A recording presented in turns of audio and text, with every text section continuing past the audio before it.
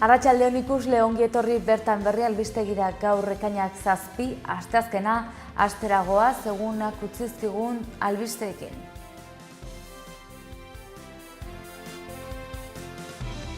Altsasuko gazte gurasoek erakundeen, sindikatuen, alderdi politikoen eta gizarte eragileen babesa eskatu dute. Arnaldo Otegi EH Bildu gidatzeko zerrenda bakarraren buru izango da hilaren 17ko kongresurako. Hezkuntzan 12.480 ikasle selektibitate berria hasiko dute gaur Hego Euskal Herrian. 2016ko San Ferminetan neska bat taldean bortxatzeagatik espetxean daudenetako 2 Kordoban deklaratzera deitu ditu epaileak. Larriki gaixorik dauden presoei espetxeetatik kanpo gaixotasunei aurre egiteko eskubidea ziurtatu diezaietela eskatu du Sare plataformak. Nafarroako parlamentuan eztabaidatzen ari diren polizia lege aurreproiektuaren aurka azaldu dira polizien arloan ordezkaritzak gehien duten sindikatuak. Foruen plaza alkoholik gabeko gazteentzako gune izanen da San Ferminetan uztailaren 10-tik 13 bakarrik. Aurten Lucinda Pole kazetari estatu batuarrari emango diote San Ferminetako urteko atzerritarra saria.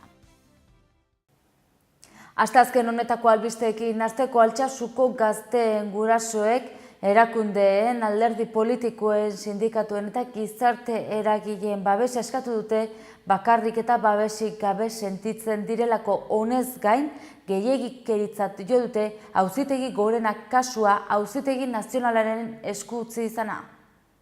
Altsasun 2016ko urrian, 2 guardia zibili eta haien bikotekidei eraso egin zietelakoan atxilotutako gazteen gurasoek erakundeen, sindikatuen, alderdi politikoen eta gizarte eragileen babesa eskatu dute. Auzitegi Gorenak auzia Auzitegi Nazionalaren esku utzi ondoren.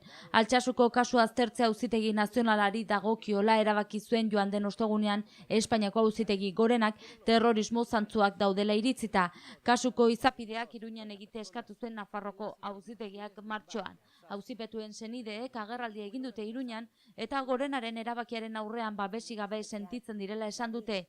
Gorenaren erabakia azalekoa izan dela salatu dute eta egoera irauli egin nahi dute. Jasaten ari diren beldur, tristura eta etsipen guztiarekin babesa eta laguntza eskatu diote gizarteari eta Nafarroako erakundeei. Datozen asteotan erakundeengana, alderdi politikoengana eta sindikatuengana joko dute babes eske. Halaber, gizarte eragileak batzar batera deituko dituzte datorren astean Iruñan gaiari buruzko gogoeta bateratu egiteko. Nafarroan barrena eskualdez eskualde bira bat egiteko asmo ere agertu dute kasuari buruzko informazio zehatza zabaltzeko. Aktualitate politikoan Arnaldo Otegi EH Bildu gidatzeko zerrenda bakarraren buru izango da hilaren 17ko kongresurako.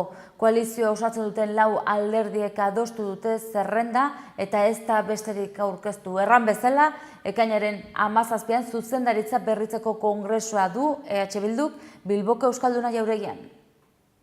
Arnaldo Otegi da EH Bilduren koordinatzaile nagusi izateko hautagai bakarra. Koalizio osatzen duten 4 alderdiek adostu dute zerrenda eta ez da bertzerik aurkeztu. Mahai politikoan koordinatzaile nagusiaz gain 5 zuzendaritza egongo dira eta haiekin batera herrialdetako arduradun politikoak eta instituzioetako ordezkariak denera 20 kargu eta 2 idazkari. Proposatutako 16 izenetatik 11 dira gizonezkoak eta 5 emakumezkoak. Zerrenda horretan sortuko Otegirekin batera zuzendari nagusi kargurako azaltzen da Gari Mujika kazetaria, programa zuzendari izateko proposatu dute Aralarreko Ainhoa Beola, ARK koordinatuko lituzke alderdiaren idazkaritzak. Barne antolaketarako EAko Maider Karrere, nazioarteko zuzendaritzarako Josu Juaristi EH Bilduko eurodiputatua eta Gara Egunkariko zuzendari ohia, eta komunikaziorako Koldo Castañeda, EH Bilduko komunikazio taldekoa eta besteak beste HBko Mahai Nazionaleko kide izandakoa, guztira 5 gipuzkoar eta nafar bat. Otegi izendatuko balute EH Bilduko buru sorturen idazkaritza nagusia utziko luke. EH Bildu osatzen duten 4 alderdietako zuzendaritzek adostu dute zerrenda. Peio Urizarreako idazkari nagusiak eren egun goizean esan zuenez, haiek beste bat proposatu zuten koordinatzaile nagusirako, baina EAko batean zehaztu du koalizioko beste kideekin Herenegun arratsaldean eginiko bilera batean oniritzia eman ziola Otegiren hautagaitzari. Urizar igandean hautatu zuten berriz ere EAko idazkari nagusi 52,4ko babesarekin. Urizarren zuzendaritzarekin kritiko diren batzuek uste dute EA ez dagoela behar bezala ordezkatuta EH Bildun. Mahai politikoko koordinatzaile, zuzendari eta idazkari ez gain, Hego Euskal Herriko 4 herrialdetako arduradun politikoak aukeratzeko hautagaitza bakarrere aurkeztu dute 4 alderdiek. Arabako Ibon San Saturnino, EH Bilduko instituzio eremuko koordinatzaile taldeko kidea. Bizkaiarako Asier Bega koalizioaren hautetxea Bizkaiko batzar nagusietan. Gipuzkoarako Unai Larreategi Soraluzeko zinegotzia eta Nafarroarako Jon Garai EH Bilduren aholkularia. Erakundeetako ordezkaritzari lotuta berriz honako hauek azaltzen dira proposamenean. Bakartxo Ruiz, Nafarroako parlamentuko koordinatzailea, Adolfo Araiz, parlamentuko bozeramailea, Unai Urruzuno Eusko Legebiltzarreko koordinatzailea, Maialen Iriarte Legebiltzarreko bozeramailea eta Marian Betia Larrangoitia Espainiako Kongresuko diputatua. Josu Juaristi da Europako parlamentuko ordezkaria. Nazioarteko zuzendari izateko ere proposatu dute, hala balitz, boto bakarra izango luke mailan. Hilaren 17an egingo du EH Bilduk lehen kongresua Bilboko Euskalduna Jauregian eta hilaren 12tik 16ra egingo dituzte barne hauteskundeak. Edonork eman dezake botoa. Horretarako kongresua.ehbildu.eus webgunean erregistratu behar da. Izena emateko epea hilaren 16an bukatzen da. Halaber, edonork parte hartu ahal izango du kongresuan, webgune berean izena eman da. Eta hezkuntzan 12.000 ikasle selektibitate berria hasi dute gaur Hego Euskal Herrian. Espainiako gobernuak LOMCE legea ezarri zuenetik selektibitatearen ordez unibertsitatera sartzeko proba da hauxe. Batxilergoa amaitu ondoren guztira 12.280 ikaslek hasi dute selektibitate berria gaur ekainak 7. Hala, ikasketak abiatzeko bere ganatu dituzten ezagutzak neurtuko dira unibertsitatera sartzeko proba horretan. Euskal Herriko Unibertsitateak eta Nafarroko Unibertsitate Publikoak zabaldutako oharretan azaldu dutenez. Espainiako gobernuak LOMCE legea ezarri zuenetik, selektibitatearen ordez unibertsitatera sartzeko proba egin behar dute ikaslek. Antzeko ezaugarriak dituzte biek eta unibertsitate mailako ikasketak egin nahi dutenek bakarrik egin beharko dute. Ekainaren 7an, 8an eta 9an egingo dituzte azterketak EHUko eta NUPeko kampusetan. Probak 2 fase izango ditu, orokorra eta espezifikoa. Ikasleek 5 irakasgai jorratuko dituzte fase orokorrean.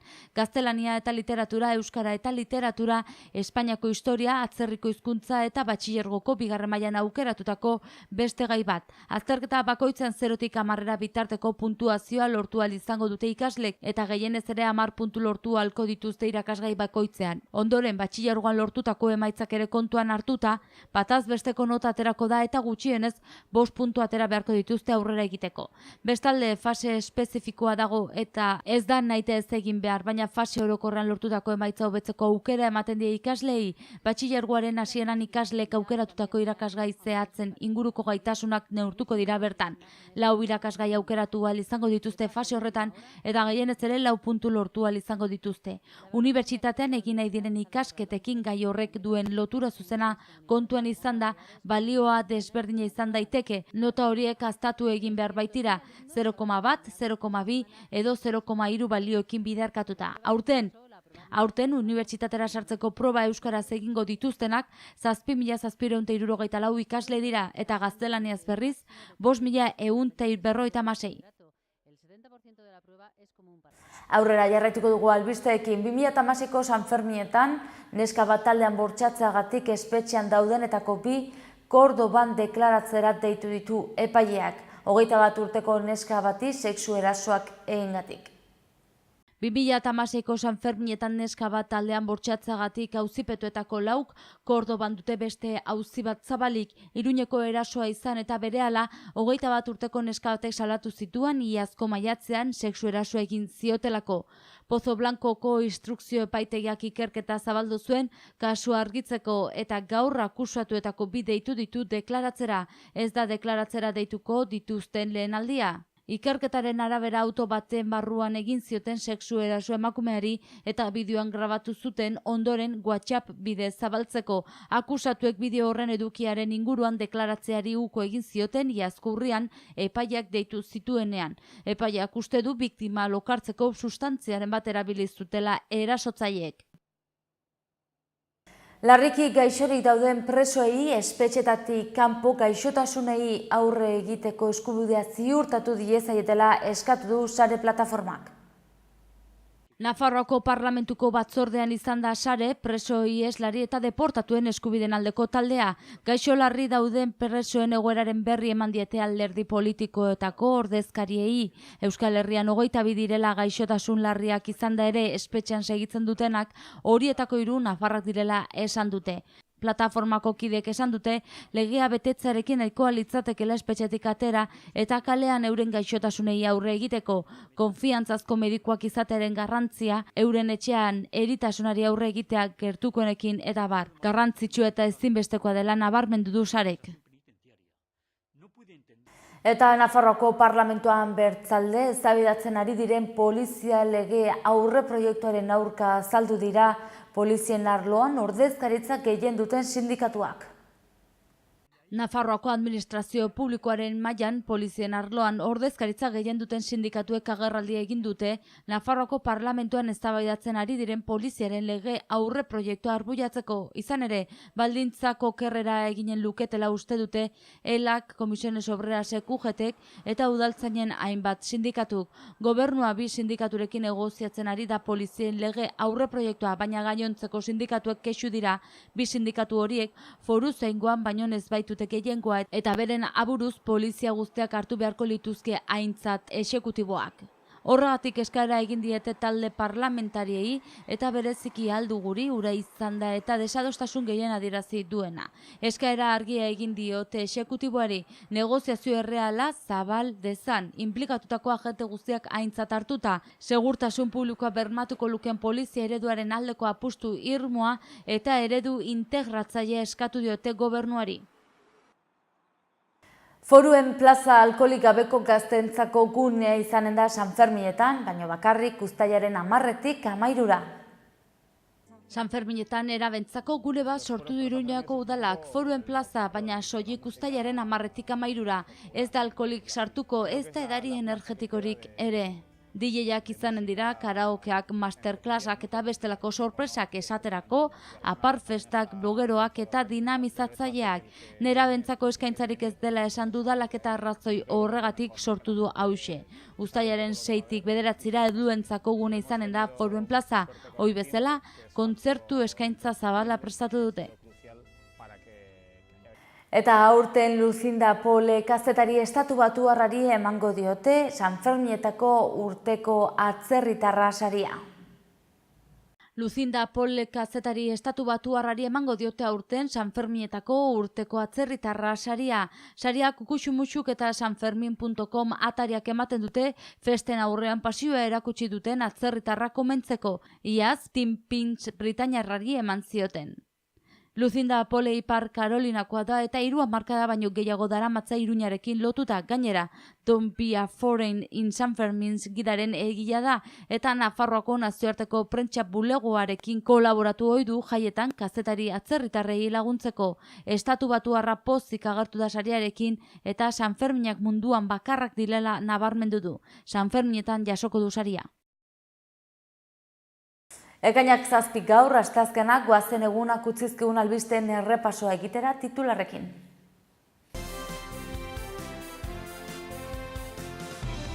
Altsasuko gazte gurasoek erakundeen sindikatuen alderdi politikoen eta gizarte eragileen babesa eskatu dute. Arnaldo Otegi EH Bildu gidatzeko zerrenda bakarraren buru izango da hilaren 17ko kongresurako. Hezkuntzan 12.480 ikasle selektibitate berria hasiko dute gaur Hego Euskal Herrian. 2016ko Sanferminetan neska bat taldean bortxatzeagatik espetxean daudenetako 2 Kordoban deklaratzera deitu ditu epaileak. Larriki gaixorik dauden presoei espetxeetatik kanpo gaixotasunei aurre egiteko eskubidea ziurtatu diezaietela eskatu du Sare plataformak. Nafarroako parlamentuan eztabaidatzen ari diren polizia lege aurreproiektuaren aurka azaldu dira polizien arloan ordezkaritzak gehien duten sindikatuak. Foruen plaza alkoholik gabeko gazteentzako gune izanen da San Ferminetan uztailaren 10-tik 13 bakarrik. Aurten Lucinda Pole kazetari estatu batuarrari emango diote San Ferminetako urteko atzerritarra saria. Eta bertzerik ez gaurkoz, mila esker zuen arretagatik eta asteazken ona izan. Bihar arte.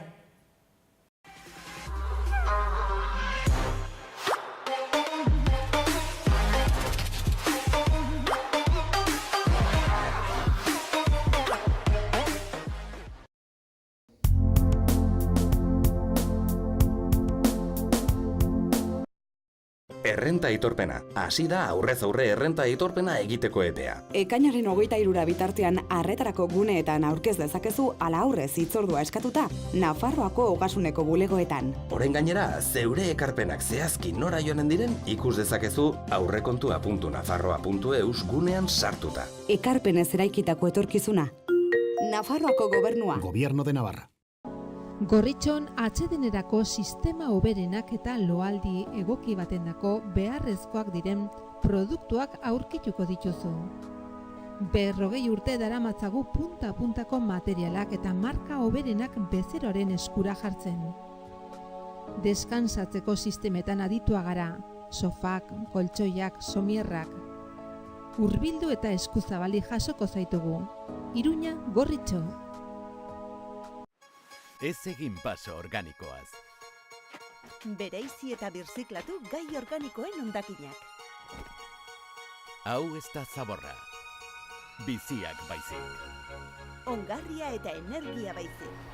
Gai organikoen hondakinak birziklatuz, energia aurrezten dugu eta ongarri kimikoen erabilera gutxitzen duzu. Gipuzkoako Tolosaldean, Leaburu herrian, inguru aldapatsu bezain politean kokatua dago Mahala baserria. Bertan ekoiztu eta elaboratzen dira hainbat esneki eta txerriki, hasi gazta eta jogurretatik eta txorizo eta urdaiazpiko onduetaraino. Baserritik bezeroaren ganaino zuzenean iristen dira produktuak, modu naturalean eginak dira. Beraz, benetan, produktu osasuntsuak konsumitzeko aukera ematen du Mahalak. Eta goxo-goxoa gainera. Jan Baserritik.